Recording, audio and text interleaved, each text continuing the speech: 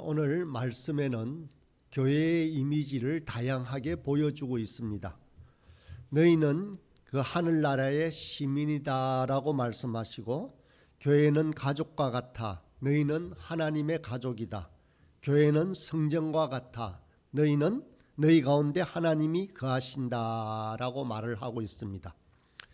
여러분들은 이 말들의 이미지가 그려지고 있습니까? 먼저 19절의 말씀에서는 그러므로 이제부터 너희는 외인도 아니고 나그네도 아니고 오직 성도들의 동일한 시민이다. 그러므로 너희는 이제부터 시민이다라고 말합니다. 외인도 아니라고 합니다. 나그네도 아니라고 합니다. 여기서 외인은 외국인을 말합니다. 외국인은 내국인들의 질시의 대상이 될 뿐만 아니라 법의 보호도 받을 수가 없었습니다. 우리나라에도 동남아와 같은 제3국에서 3지대의 사람들이, 3세계의 사람들이 많은 외국인 노동자로 들어와 있습니다.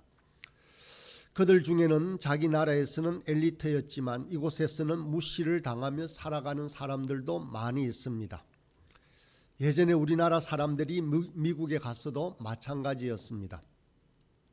또 나그네라고 하는데, 나그네는 어떠한 사람들입니까? 나그네는 어느 곳에 있든 마음이 허전합니다.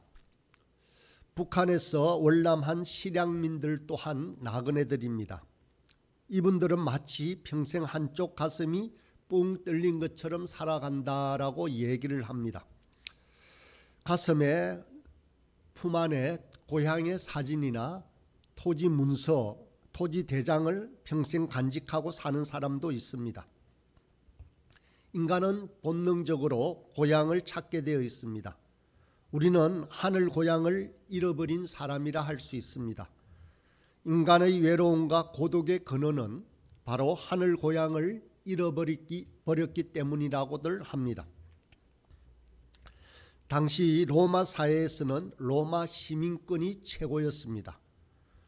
로마 시민권을 가진 사람은 어느 곳을 가나 로마 정부로부터 보호를 받았습니다. 바울이 로마 시민권을 가지고 있었기 때문에 예루살렘에서 유대인들에게 체포되어 채찍을 맞고 죽을 뻔하지만 로마 정부가 나서서 이 바울을 살립니다.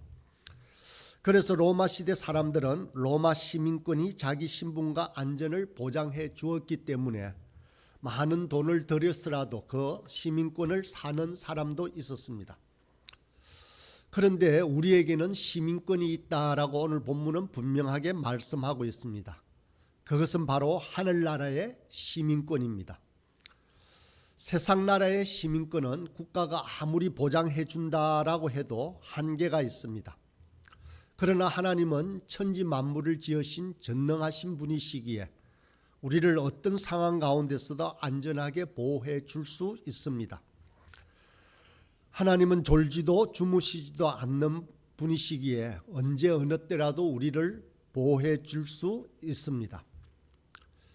여기에서 더 나아가 사도 바울은 우리가 하나님의 가족이라고 말합니다. 19절에서 말하는 하나님의 권속이라 할 때 이 권속은 가족을 뜻합니다. 우리는 피로 맺어진 가족입니다. 하나님과 우리 또 성도와 성도는 전에는 전혀 상관없는 존재였는데 이제 예수 그리스도께서 십자가상에서 피 흘리심으로 말미암아서 한 가족이 되었습니다. 그래서 우리는 하나님을 아버지라고 부르고 서로를 형제, 자매라고 부릅니다. 우리가 하나님과 한 가족이 되었다라는 의미는 무엇이겠습니까? 서로에게 모든 시간을 내어놓을 수 있다는 것입니다. 정치가나 유명인이나 대기업의 CEO는 매우 바쁜 생활을 합니다. 이들에게는 시간이 곧 돈입니다. 그러나 이런 사람들도 자기 자녀나 손자 앞에서는 어쩔 수가 없습니다. 손자의 재롱에 많은 시간을 빼앗겨야 하고 장난감을 사달라고 하면 외면할 수 없습니다. 이것이 바로 가족입니다. 하나님께서는 우리를 가족으로 대하십니다. 하나님은 우주를 운행하고 그 역사와 섭리를 주관하시는 분입니다. 엄청난 큰 일이 많이 있습니다. 그런데 이 하나님이 이 모든 일을 다 제껴두고 저와 여러분과 교제를 나누시기를 원하십니다. 하나님의 자녀에게 솟는 시간은 결코 아깝지 않으시다고 하십니다. 교회는 하나님의 가족입니다. 그래서 교회의 구성이나 운영 원칙도 가족의 원리에 따라 이루어집니다. 가족은 정의보다 사랑이 앞서는 공동체입니다. 가족의 주인은 바로 자녀입니다.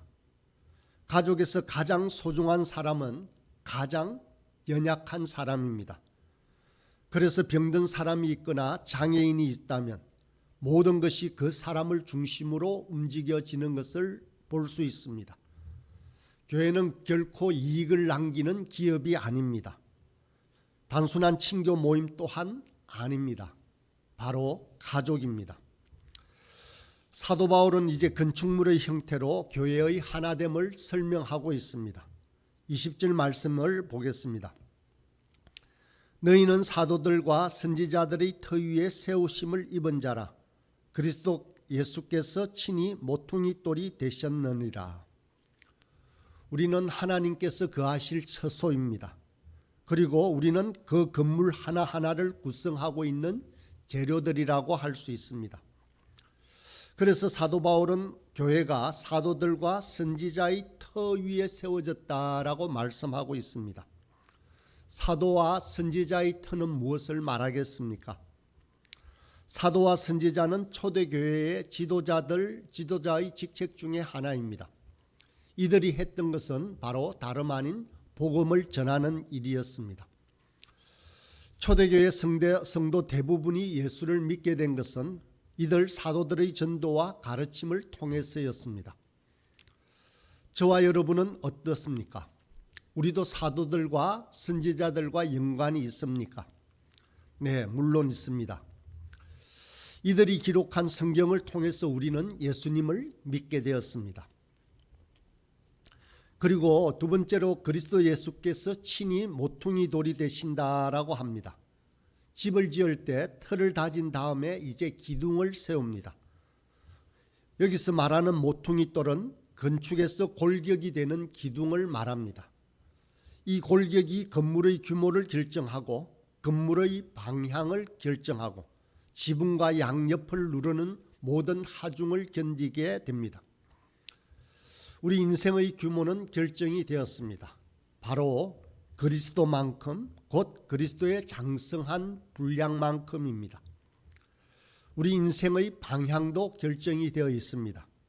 그것은 바로 그리스도 예수로 향하는 것이 우리 인생의 방향이고 목표인 것입니다. 예수님은 우리를 향하여 모든 수고하고 무거운 짐진 자들아 다 내게로 오라라고 말씀하십니다. 예수님께서 친히 모퉁이 돌이 되어 위에서 누르는 모든 하중을 다 감당하고 계시듯이 우리 인생의 수고와 무거운 짐을 대신 지겠다고 말씀하고 계십니다. 이제 우리는 예수님께 모든 인생의 짐을 맡겨드릴 수가 있습니다. 이제 터와 기둥이 세워졌습니다. 이제는 그 속을 채우는 일만 남았습니다. 그래서 21절과 22절에서 이렇게 말씀합니다. 그의 안에서 건물마다 서로 연결하여 주 안에서 성전이 되어가고 너희도 성령 안에서 하나님의 거하실 처소가 되기 위하여 예수 안에서 함께 지어져 가느니라. 터는 사도와 선지자들의 말씀이라고 했습니다. 기둥은 그리스도라고 했습니다. 이제 그 속을 성도들이 벽돌이 되고 건축 재료가 되어서 성전이 지어져 가고 있습니다. 그런데 오늘 21절과 22절을 읽는 중에 눈에 띄는 단어들이 있습니다. 그의 안에서, 주 안에서, 예수 안에서, 성령 안에서라는 단어입니다.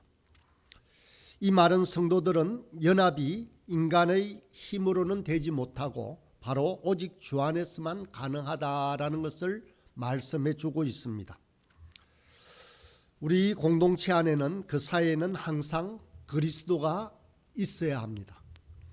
그리스도가 없으면 바로 인간과 인간이 마주쳐서 뻑뻑한 소리만 날 뿐입니다. 왜냐하면 인간은 완전하지 못하기 때문입니다. 완전하지 못하기 때문에 실수도 하고 잘못도 합니다. 그러면서 다른 실수를 하는 다른 사람들을 판단하기도 합니다. 이런 판단과 정죄함은 온전한 공동체를 이룰 수가 없습니다.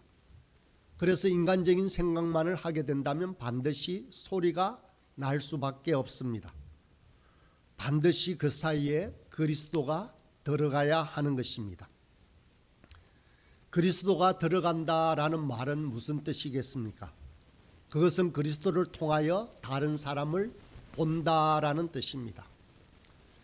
그 형제를 위하여 그리스도께서 돌아가셨고 이제 그리스도께서 그 형제를 어렵다 하셨다는 사실을 인정하는 것을 말합니다. 그리스도께서 그를 이미 어렵다고 하셨는데 우리가 그 사람의 잘못을 조그만 실수를 가지고 정죄할 권리는 결코 없습니다. 우리가 이런 그리스도의 눈으로 형제를 대할 때만이 우리 안에서 판단의 마음이 사라지고 공동체는 하나가 될 수 있는 것입니다. 우리 모두는 부족합니다. 그러나 부족한 것들이 모여 그리스도 안에서 완전해져 가는 것이 바로 교회이고 믿음의 사람들의 모습이라 할 수 있습니다. 우리 한 사람 한 사람이 완벽하다라고 할 수는 없습니다. 각 성도 한 사람 한 사람이 모두 완전해져서 교회가 완전해지는 것이 아닙니다. 교회는 어쩌면 세상보다 더 심하게 뒤틀려 있고 일그러지고 실수투성인 인간들의 집합체일지도 모릅니다. 그러나 이런 실수 인생들이 모여서 완전한 조화를 이룬다고 하는 데 있어서 교회의 위대함이 있습니다. 한 사람의 실수에 대하여 그 사람을 나무랄 것이 아니라 믿음이 선 사람이 그들을 보정해 주면 됩니다. 다른 사람의 아픔을 자신의 기쁨으로 보충해 주고 다른 사람의 단점을 자기의 장점으로 보충해 주어서 교회는 하나가 되고 단단히 연합되어 가는 것입니다. 건축자에게는 버릴 돌이 없습니다. 작은 돌은 큰 돌과 함께 붙이고 모난 돌은 부드럽게 하거나 오목한 돌 옆에 나란히 세움으로써 건물벽은 완성되어 가는 것입니다. 또한 교회라는 공동체는 이미 완성된 공동체가 아니라 지금 지어져 가고 있는 과정 중에 있다라는 사실을 우리는 반드시 기억해야 합니다. 21절에 보면 성전이 되어 가고라고 했습니다. 완전한 성전이 되었다라고 하지 않습니다. 22절에도 보면 함께 지어져 가느니라라고 했습니다. 우리의 현재 모습은 완성된 것이 아닙니다. 여러분들도 건축하는 곳에 집을 짓는 곳에 한번 가보십시오. 건축 과정 중에 있는 집은 얼마나 너저분하고 볼품이 없습니까? 교회도 마찬가지입니다. 교회는 거룩한 성인들만이 모여 있는 곳이 결코 아닙니다. 세상과 별 차이가 없는 도덕적 수준을 가진 사람도 많은 곳이 바로 교회라고 할 수 있습니다. 그러나 저와 여러분은 현재의 눈으로 보이는 현상만 가지고 판단해서는 결코 안 됩니다. 인간은 지어져 가는 존재입니다. 교회 또한 그 과정 중에 있다는 것입니다. 교회의 위대함은 비록 지금 눈에 보이는 건물은 초라하고 볼품없고 너저분할지 모르겠지만 그 설계도는 그 목표는 위대하다는 점에 있습니다. 건물은 그 설계도대로 완공될 것입니다. 우리의 설계도는 무엇입니까? 우리의 목표는 과연 무엇입니까? 바로 그리스도입니다. 우리 주님의 충만하심처럼 우리도 충만해지는 것, 그분의 거룩하심처럼 우리도 거룩해지는 것, 곧 그리스도를 닮는 것이 우리의 목표이고 우리 건축물의 완성입니다. 그러므로 교회는 위대하다 할 수 있습니다. 결국 이런 과정을 통해서 교회는 하나님이 거하실 처소가 되어 갑니다. 하나님은 개개인의 심령 속에 임하기도 하시지만 하나님 나라가 궁극적으로 임하는 곳은 바로 성도와 성도들이 모여 있는 바로 이 교회입니다. 오늘 말씀 21절과 21절에도 분명히 말씀하고 있는데 서로 연결하여 또 함께 지어져라는 말씀을 하고 있습니다. 바로 우리가 모인 이곳이 하나님 나라이며 주님께서 거하실 처소입니다. 저와 여러분은 이것을 인정해야 합니다. 그리고 이 사실에 대해서 아주 놀라워해야 합니다. 지금 바울이 편지를 보내고 있는 이 에베소라는 곳은 어떤 곳입니까? 여기 에베소에는 아데미 신전이라고 하여서 고대 7대 불가사의 중에 하나라고 불리던 아주 웅대한 건축물이 있던 곳이었습니다. 이 신전의 높이는 16m에 이르는 대리석 기둥 100개가 떠받치고 있는 엄청난 규모입니다. 아테네에 있는 파르테논 신전보다 4배나 더 컸다고 합니다. 그런데 바울은 불과 20-30명의 작은 가정교회들로 이루어져 있고 신분도 변변찮은 에베소 공동체를 향하여서 바로 하나님이 거하시는 신전이다라고 말씀하고 있습니다. 이것이 바로 교회의 위대함입니다. 이 교회의 위대함은 우리가 잘나고 화려한 건물을 가지고 있어서가 아니라는 것입니다. 바로 하나님이 이곳에 계시기 때문입니다. 우리 한 사람이 존엄한 이유는 결코 우리가 잘나서가 아닙니다. 우리를 성전 삼아 하나님께서 우리 안에 거하시기 때문인 것입니다. 사도 바울은 이 사실을 우리가 알기를 간절히 바라고 있습니다. 그래서 우리가 당당하고 영광된 인생을 살기를 원합니다.